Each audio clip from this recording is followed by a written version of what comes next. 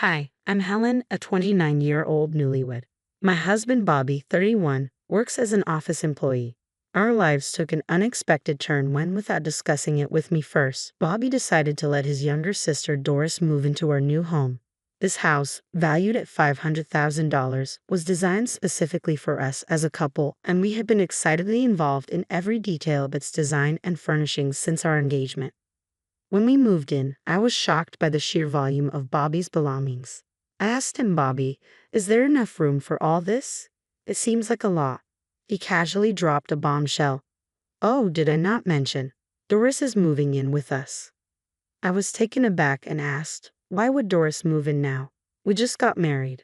Bobby brushed off my concerns, saying, it's no big deal. Doris is family too. It shouldn't be a problem for us to live together. I objected, emphasizing that we hadn't discussed this at all, but Bobby continued unpacking, his frustration mounting. If you don't like it, you can leave. I've already decided Doris is staying, so stop complaining. Feeling cornered, I threatened to call my brother for support. Bobby quickly backtracked, saying, wait, don't call him. Doris won't be here forever. She just needs a place to stay until she finds a job. Can you understand that? Reluctantly, I agreed. When I suggested that Doris stay in the guest room, Bobby hesitated before muttering, yeah, though his uncertainty was clear. After a chaotic day of unpacking, we were celebrating our move with a toast when the doorbell rang late at night. To my dismay, it was Doris. As I lingered in the kitchen, dressed for bed and not in the mood for visitors, Bobby called out, hey Helen, Doris is here. I forced a smile and greeted her, welcome Doris. What brings you here so late? Doris boldly replied, can't I come home whenever I want? Show me my spacious room, big bro. She followed Bobby to the guest room, only to complain, this isn't the right room. You said it was bigger. Storming upstairs, she began searching for another room. I followed, horrified to see her claiming my designated workspace. I couldn't hold back my frustration. This is my workroom. Can't be yours. Bobby interjected, why not make this Doris's room?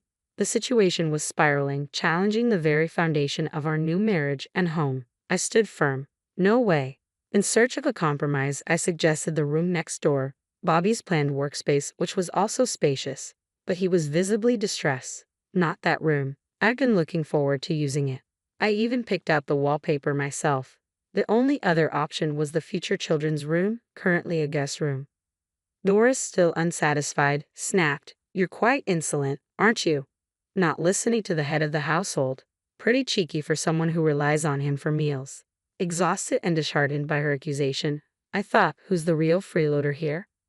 I retreated to the living room to celebrate our move alone, listening to their argument from afar.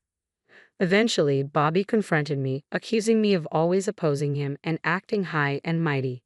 He grabbed the wine bottle, took a large gulp, and shouted, if you can't listen to me, get out. I'm the head of this household.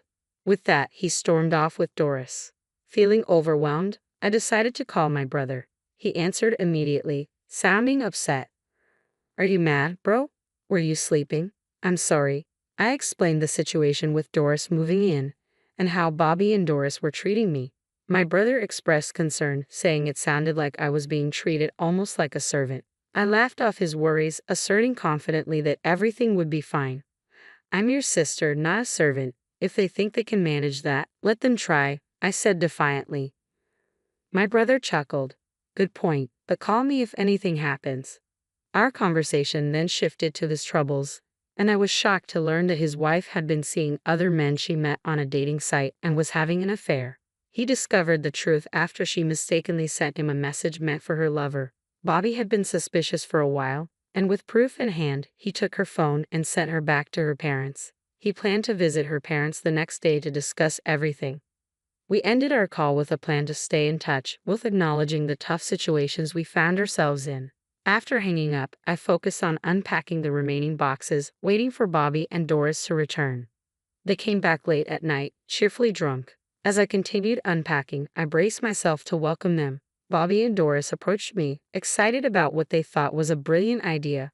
Let's move our bedroom to Doris's room, and we can each sleep in our workspaces. What do you think? It's a good idea, right? Just clear out the room for Doris by tomorrow. I paused before replying, needing to clarify something first. How much will Doris contribute to groceries and household supplies each month? And she's not planning on staying here forever, right? How long does she intend to stay? Bobby looked uneasy at my questions. You want money from Doris who doesn't have a job? Don't worry, I'll cover it with my salary, Doris chimed in, her tone dripping with entitlement. I'll stay until I'm satisfied. I can't stand my mom's old-fashioned cooking and her nagging about laundry and cleaning. Here, I can do what I want without spending a dime. It's perfect. If you don't like it, Ellen, why don't you just move out?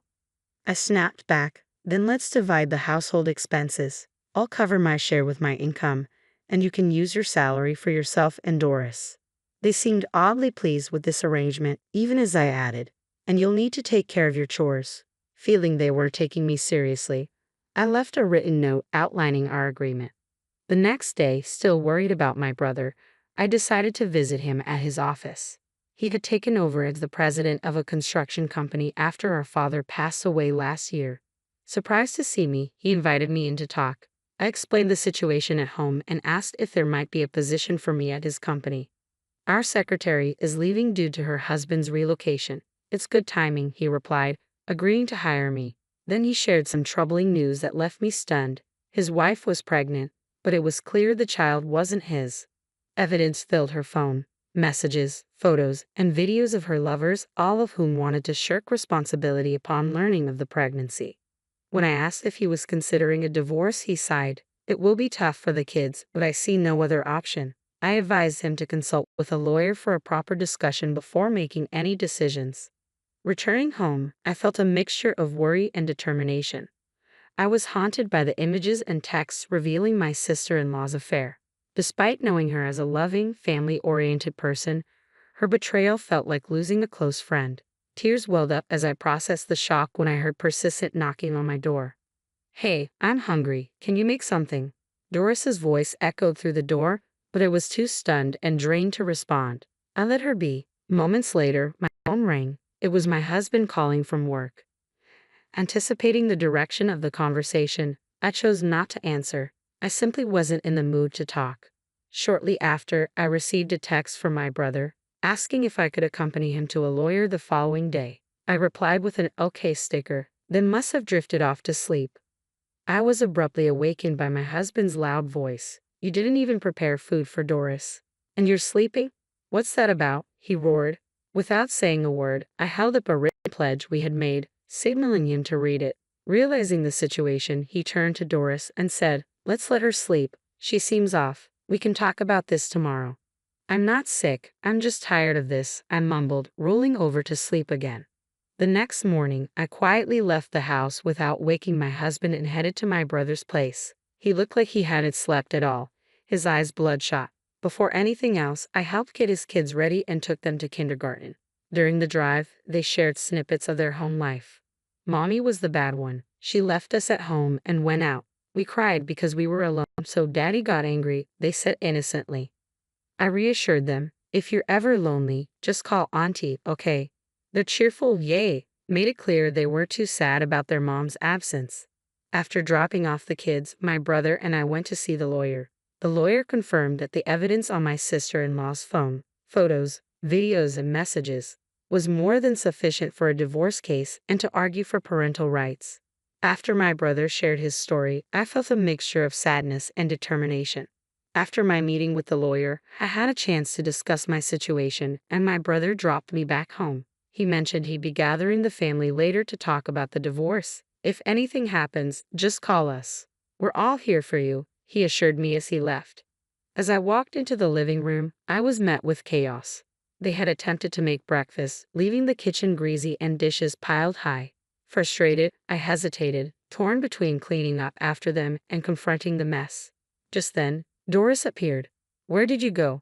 You didn't make breakfast and Bobby went to work hungry. Isn't it unacceptable to abandon your chores as a wife? She confronted me. I responded firmly, I'm not your maid or servant. Weren't you taught to clean up after yourself as a child?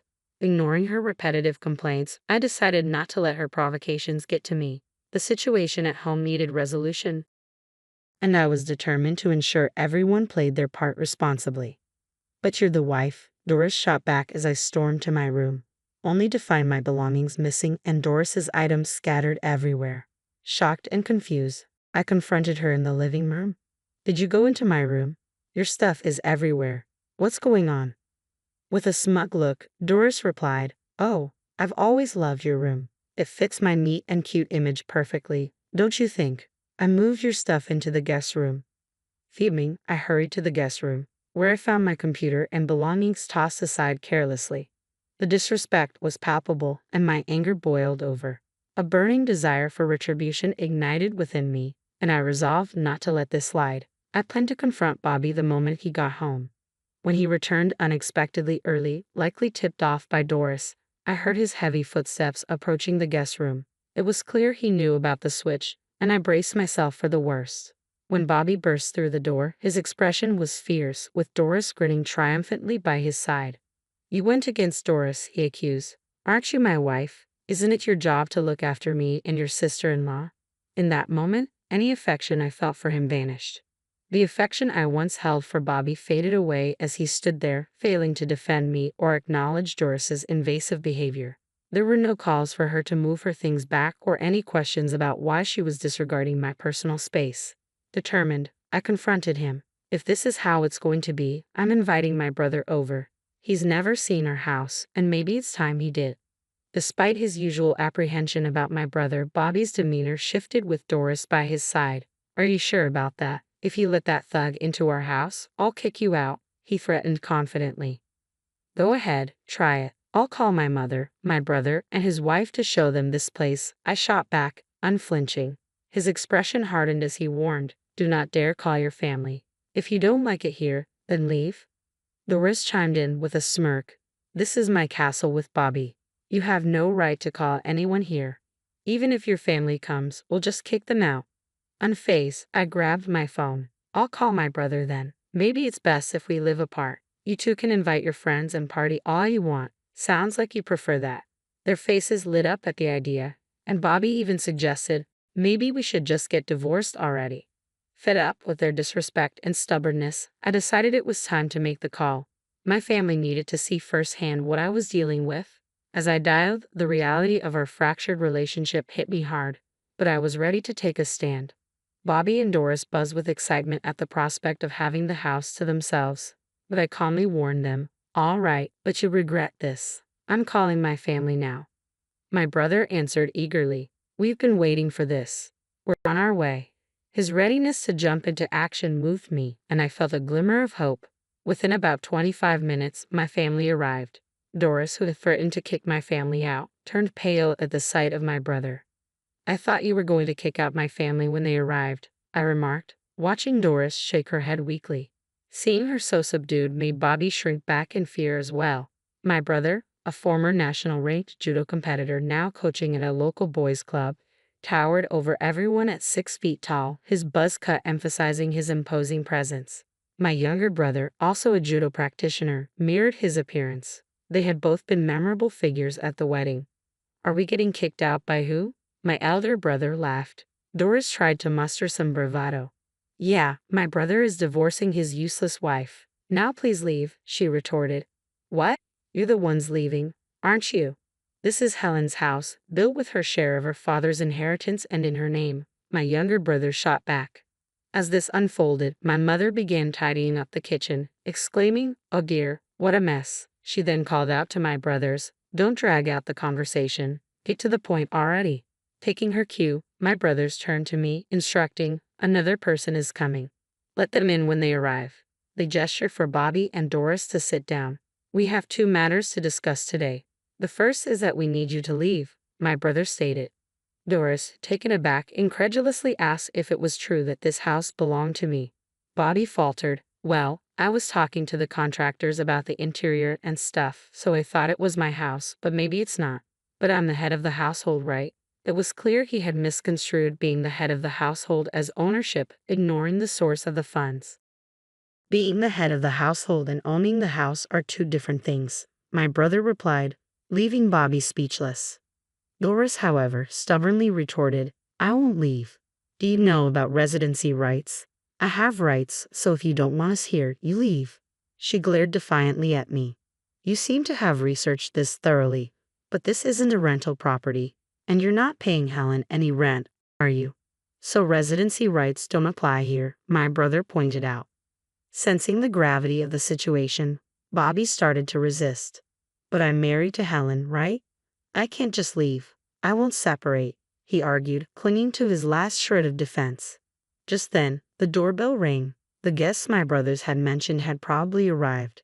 I'd opened the door to find my sister-in-law, my older brother's wife, standing there, tears streaming down her face.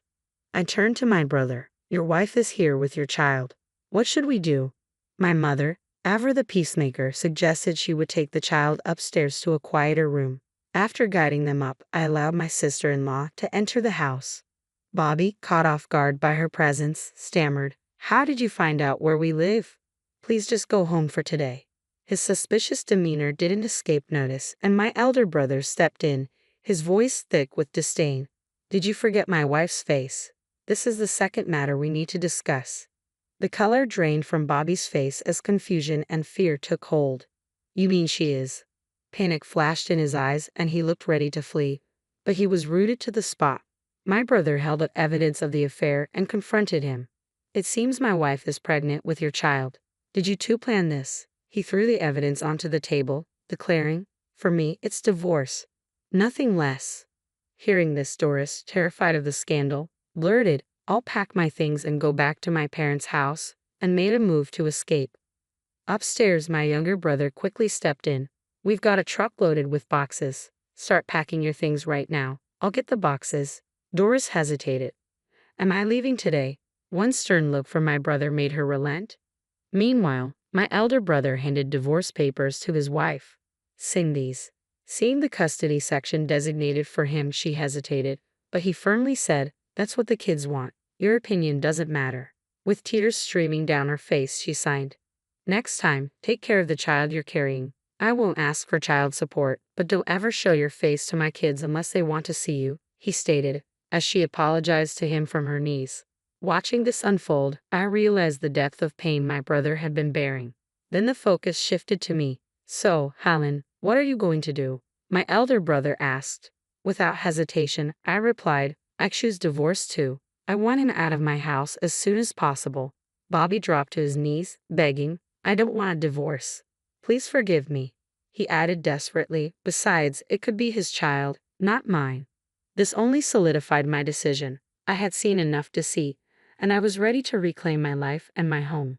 My brother calmly stated, "I'm done having kids. I've had surgery to ensure that." Bobby was left utterly speechless. Handing me the divorce papers, my brother suggested, "If you want him out immediately, along with Doris, have him sign these." I directed Bobby to sign, and after a moment of hesitation, perhaps realizing there was no escape from the mess he created, he complied. After he signed, I presented him and Doris with pledge documents my lawyer had prepared. They required them to compensate for the damages in the house, amounting to roughly $50,000, and to agree never to enter my home again.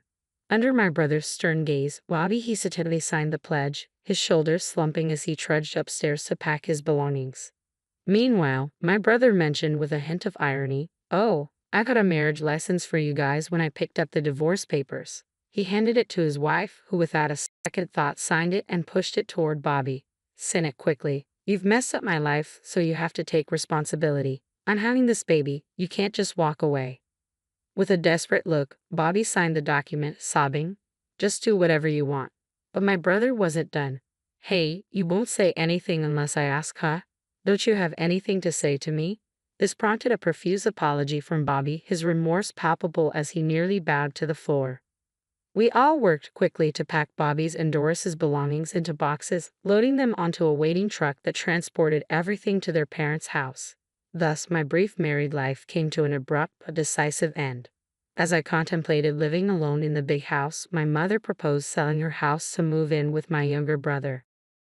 My older brother decided to sell his home as well and move in with his 4 children, suggesting they buy my house with the proceeds. He lightheartedly added, "Why not build a new house when you get married next time?" But I insisted, "I'm good with an apartment." Together, we got a dog that the kids had always wanted. Despite the house's history of unhappy memories, we were building a life full of laughter and happiness. Meanwhile, my ex-husband married my former sister-in-law 8 months later and moved in with her at his parents' house. He found himself working tirelessly to pay for the damages they caused to my home, while Doris treated her new sister-in-law like a maid, pushing her to the breaking point. Unable to tolerate seeing her daughter in such a state, Doris's mother eventually kicked her out. Desperate, Doris reached out to my ex-husband for help, but he coldly blamed her, saying, "If you hadn't moved in, we'd still be living in that mansion." Doris ended up alone and isolated, with no one on her side, a stark contrast to the new beginning and familial unity I found with my family.